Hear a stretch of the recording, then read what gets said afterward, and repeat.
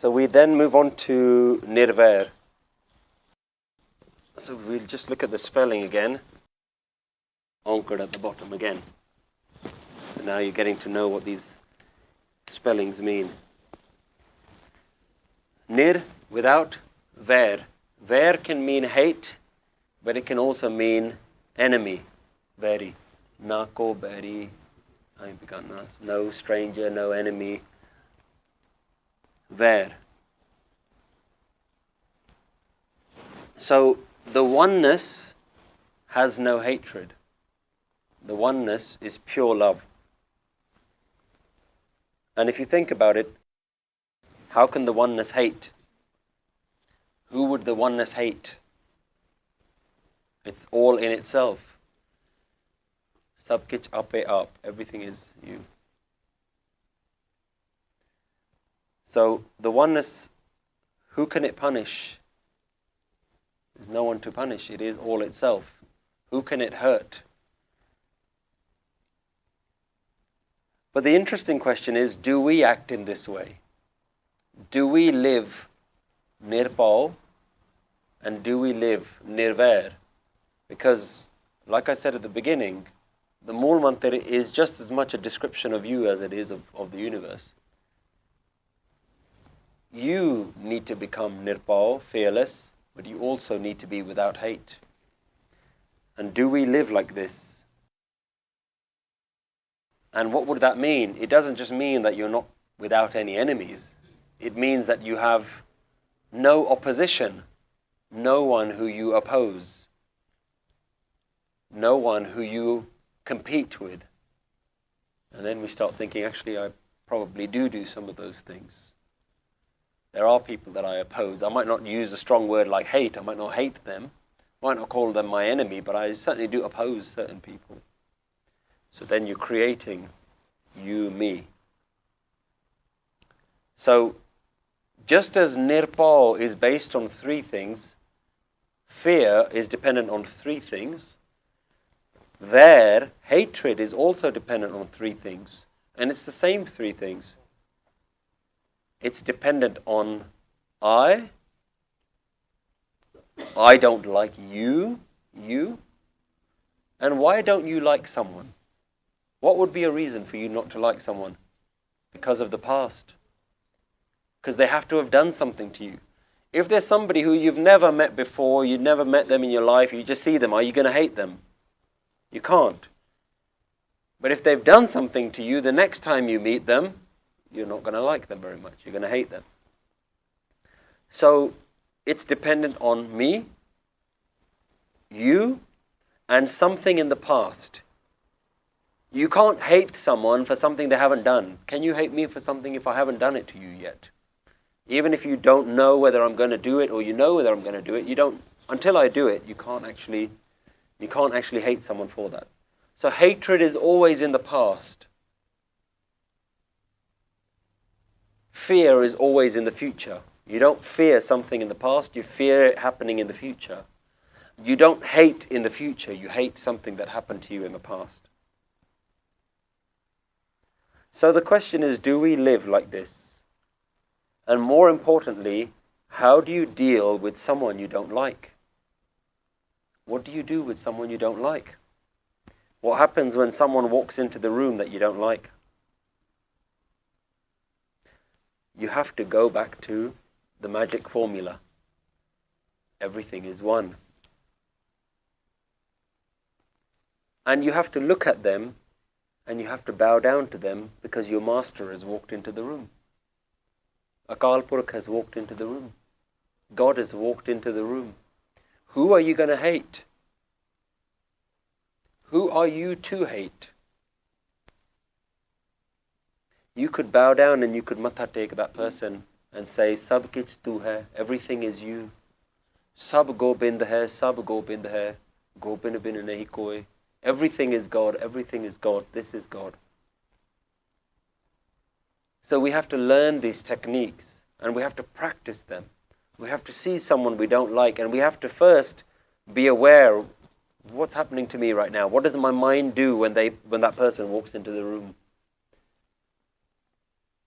What does my heart feel like? Does it feel closed? Does it feel angry? Does it feel racing? Does my blood start to boil? And all of these things are just dependent on you. They're following the three things. I'm here, that person, and then they did something to me. So we're not resolving the issue. You have to recognize that these are all the three things standing in your way. I'm the problem. I'm just as much the problem as the person who's walked into the room. They're part of the problem, but I'm also part of the problem because it requires three things. It requires a me to exist. If I didn't exist, what they did wouldn't affect me because there wouldn't be a me for it to affect. So when somebody walks into the room that you don't like, you have to be aware of what it's doing to you, of what your mind is trying to do, because instantly your mind, it doesn't take long at all for your mind to say, right, there's the guy, we don't like him, and then even in your mind you're just swearing at him. You might say, Waheguru Ji Ka Khalsa, Waheguru Ji Ki Fateh, but in reality you're swearing at them. And you might as well be honest. That's what your mind does. That's what we all do. You might as well be honest with yourself. When somebody walks into the room, be aware of what your mind is doing, and don't follow your mind. Your mind is like a dog and on a leash, and wherever it goes, you just follow. That's what we do. Mind is like this dog just running in every direction, and wherever it goes, you just allow it to run. You're not in control of it. So your mind will see somebody you don't like, and it'll just race off down 1,000 miles an hour about all the things you don't like and what they did to you, and then they spoke to my friend, and then now my friend is their friend. All these sort of things. And what's the solution? Do a few minutes of meditation. Enter into your sahaj, your shanti, and then see how you feel. How you will feel is, I acknowledge what's happened, but it's happened. There's no oppressor, there's no victim, and there is no holding on to the past. It can happen again and again. But every time it happens, you're being the victim.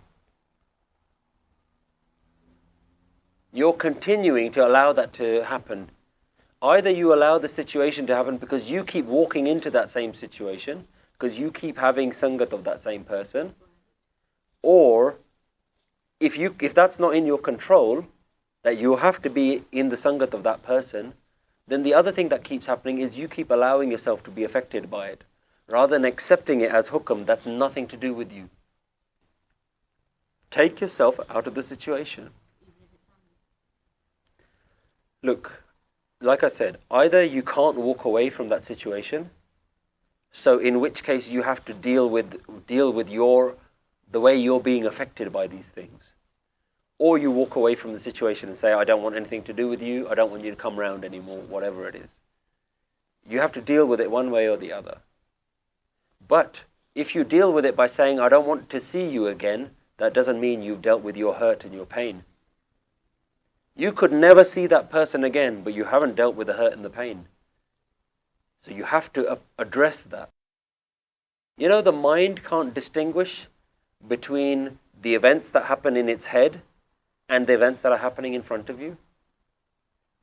You know, if you are going to fall, you're going to trip, what starts to happen? If you're going to fall down the stairs, your heart starts racing. You all must have had this dream where you almost fall. And you wake up and you're in the same sense of panic. Why? Because the mind can't distinguish between reality and the illusion that it creates in its head. The reaction is the same. If your mind thinks you're going to fall, it'll have the same reaction. It gets the body ready to defend itself. So whether the thing is happening in front of you or it's happening in your mind, the reaction is the same.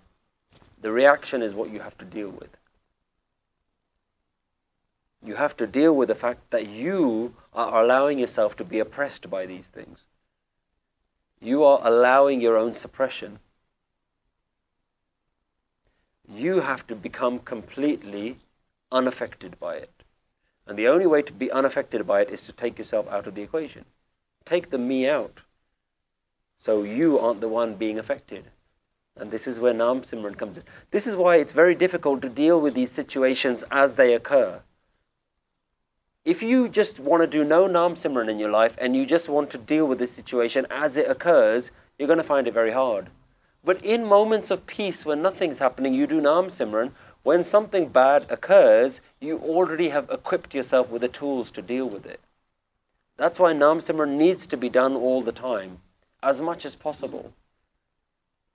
Because you're preparing yourself that should anything bad happen, you already have dealt with that scenario, including death, including the worst things that you can imagine. You've already dealt with them.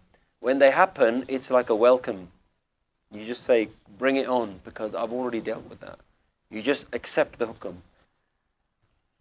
I'll give you a very simple story to illustrate this point. There are two monks who've taken a vow of chastity and celibacy. They're living in this monastery and they're going for a walk one day. And remember, they've taken a vow that they can never look at women, never touch women, nothing. And they come across this river that they have to cross. And they see an old woman standing there.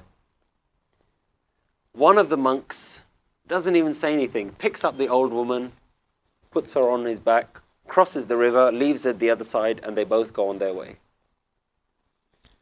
About half an hour later, the other monk says, sorry, I really have to ask you this question, it's bugging me. We've taken a vow that we're never to touch women. How could you pick that woman up and help her cross the river? The first monk says, when I picked her up and I dropped her on the other side, I left her there.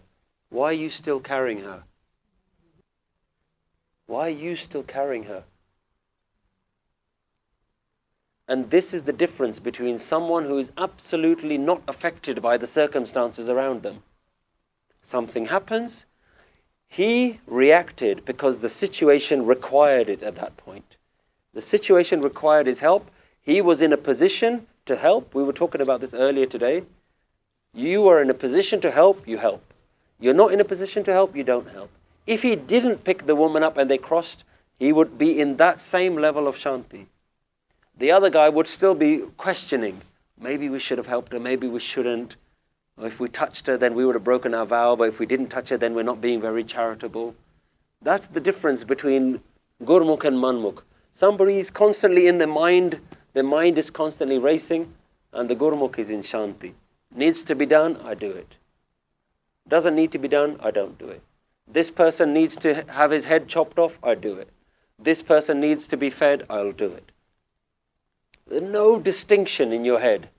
Absolutely neutral. Why? Because I'm not doing it. The universe is doing it to itself. God is feeding God. God is laughing at God. Absolutely nothing to do with me. Where's the you in this whole conversation? Where's the victim, the suppressor, the oppressor? Where are all these people? Where is the past, the present, the future? The monk who had let him down and carried on, time is gone, that time is gone. I'm not even thinking about it. It's like in that last half an hour, he was probably doing his Naam Simran, the other guy was meditating on the woman and thinking, should he have done it? Should he have not have done it? He's doing that Naam Simran. And the other guy is in his must. So the hatred that you have for someone is actually inside you. It's not in the other person. The other person is just occupying space in your head. So your hatred for them is really about you. Your hatred for somebody else is more to do with you than it is to do with them. Maybe they didn't even do anything. Sometimes you can hate someone because somebody told you they did something. You don't even know that whether they did it. It's not even true. When you speak to them, they said, no, I didn't do that. So all this time I hated you and you didn't even do it. It wasn't you. So this is how fickle your mind is. Your mind can hate someone for something they haven't done just because you think they might have done something.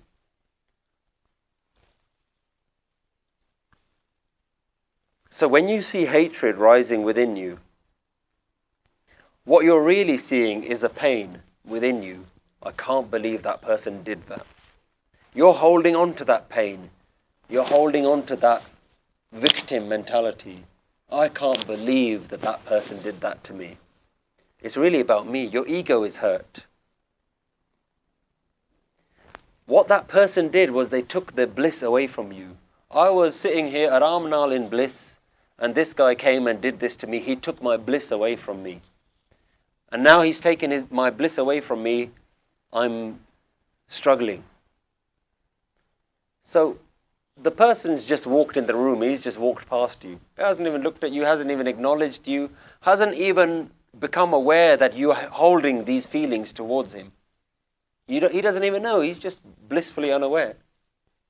But when you see them, all of this stuff, this roller coaster starts happening inside you. Ene aa kita, ene oo kita. And even if they've walked out of the room 20 minutes ago, you're still struggling. You're still holding on because you're not equipped with the tools. You haven't practiced Naam Simran enough. Naam Simran has to be something that's practiced all the time. It's not because you're going to please Mr. God, and it's not because you're going to get to God, it's only because it's going to help you. It's dissolving your own ego. Your only real enemy should be your ego. You know, in Islam they have this concept called Jihad. What they don't understand is the true Jihad, the true Taram Yudh, is to fight within yourself, to fight the demons within yourself. They keep running around looking for fights.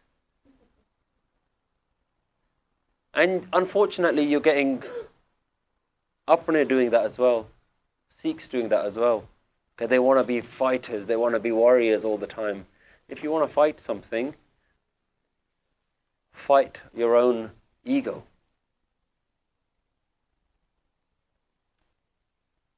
Baba Bulle Shah says a beautiful thing. He says, you spend all your time fighting Satan, you've never fought your own ego. And this is what we do. Oh, I want to, I'm against this or that, or I don't want to do this, or I make sure I don't do that, and this person is good and that person is that. And it's just Kalesh. Barney used this word Kalesh. In Punjabi, it's a very lovely word. It's just this Kalesh that's going on, this just constant battle that's going on in your head. And it's just you struggling all the time. What you really need to fight is your own ego.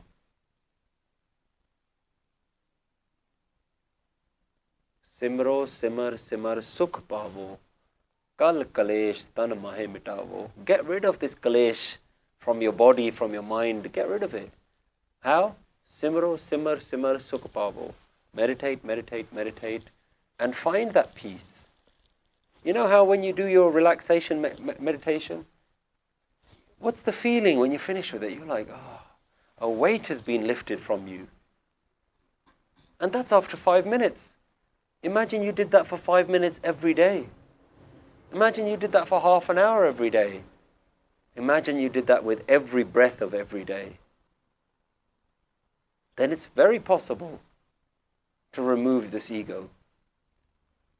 But it's very difficult to remember to do this all the time. And that's the only problem, is remembering to do this all the time. So, the fight that we have to do is with ourselves. Guru Gobind Singh Ji talks about this. When he talks about the Khalsa, he says, Khalsa soe jo kare nit jang. The Khalsa is the one who fights the daily battle. Does that mean the Khalsa goes out and looks for a fight every day? No, but Guru Gobind Singh Ji is right. The Khalsa fights a daily battle. What battle do they fight? The internal battle. Thus in the Tanka Nama by Nandlal Ji is a conversation between Bhai Nandlal and Guru Gobind Singh Ji. And Guru Gobind Singh Ji, Bhai Nandlal is asking all the questions, what should the Khalsa be like? And Guru Gobind Singh Ji is saying the Khalsa should be like this. Khalsa soe jo panch ko mare. The Khalsa is the one who gets rid of the 5 evils, the Kam, Krodh, Lobh, Ahankar. That's the Khalsa. Just wearing a bana doesn't make you a Khalsa. And being able to recite all the Bani from start to finish doesn't make you a Khalsa. Guru Gobind Singh Ji tells you what Khalsa is. Khalsa is one who fights the 5 evils. Khalsa soe jo maan ko tyage. Who renounces his ego. That's the Khalsa. That's what Khalsa is.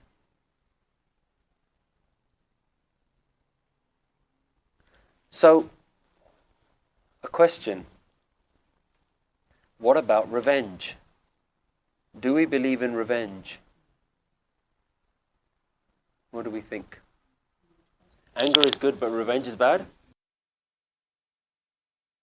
But isn't one of the Panch Chor, Khalsa soe jo Panch ko mare, isn't one of the Panch Chor anger?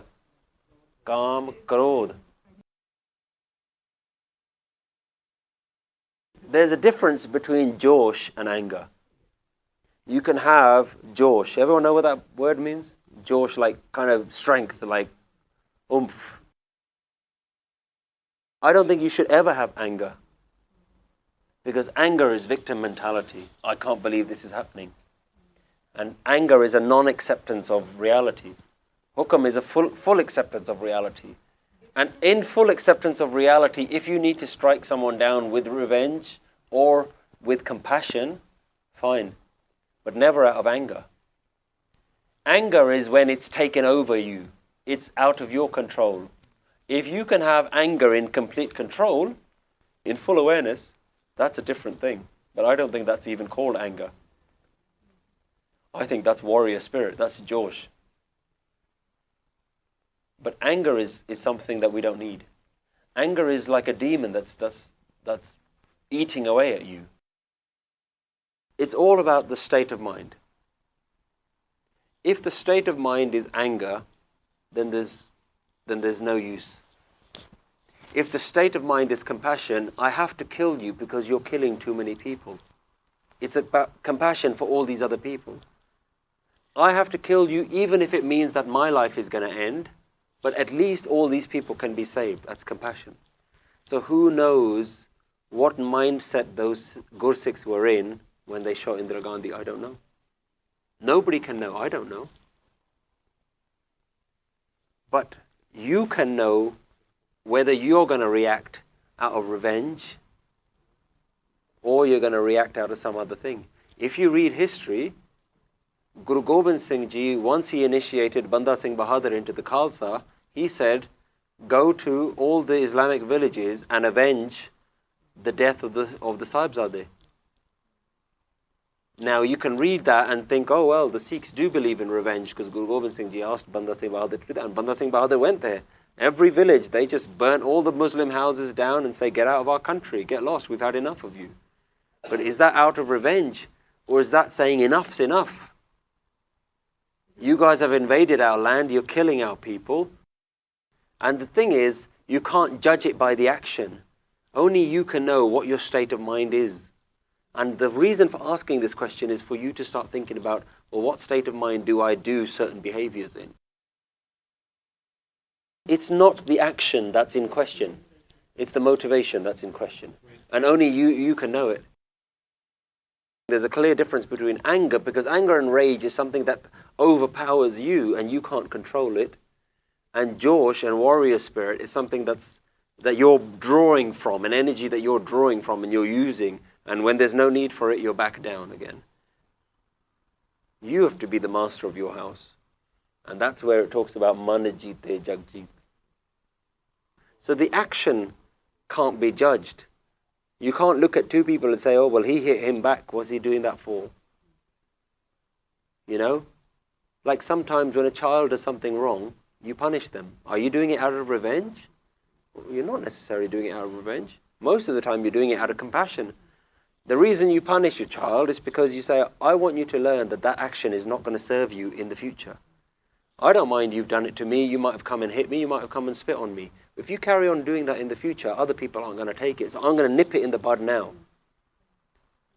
I will teach you now that that won't serve you, because for your benefit, so you learn that that thing doesn't work.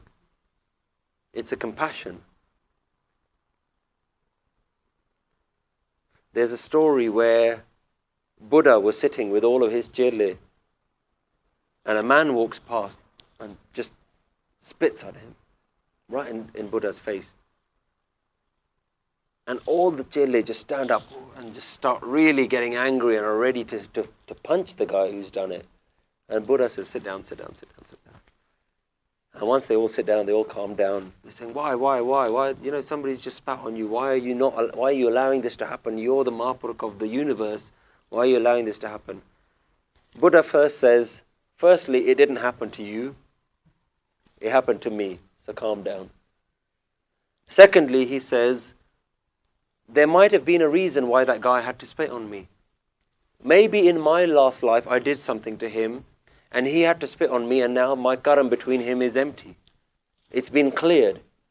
If I get up and hit him, then I'm now amassing more karam. Then I have to take the part of that. Then the next life he'll have to come and hit me. I'm not saying that this is the way we always have to react. But it just introduces a new mindset. Do we have that level of compassion? Because Buddha knows that he didn't get spit on. Because it didn't happen to him. There's no I that it happened to.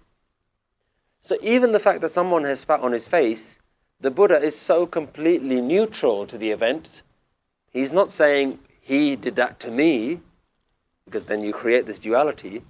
He's just saying that event happened. Maybe there was a reason why it needed to happen. Let's sit down and think about it before we just react straight away. Maybe there's a reason why that had to happen. We don't know. But can we sit in that level of sahaj, that when something happens like that, it's not even happened to us, it's already gone. As soon as it's happened, it's already in the past, it's not happening right now. And the answer is yes, but you have to practice Naam Simran. You have to practice. And Naam Simran should not be restricted to sitting down in the Gurdwara. It's not restricted to you having to have covered your hair, or you have to have had your shower first, or it has to be done at a certain time. All of those things are fine. They need to be done at those times, whatever. But don't let that be a restriction to you. Your Naam Simran, Barney's instruction is 24 hours a day. What does that mean? When you're brushing your teeth, this is you, this is you, this is you. When you're having your shower, this is you, this is you. You're having your shower, this is your body, this is not mine.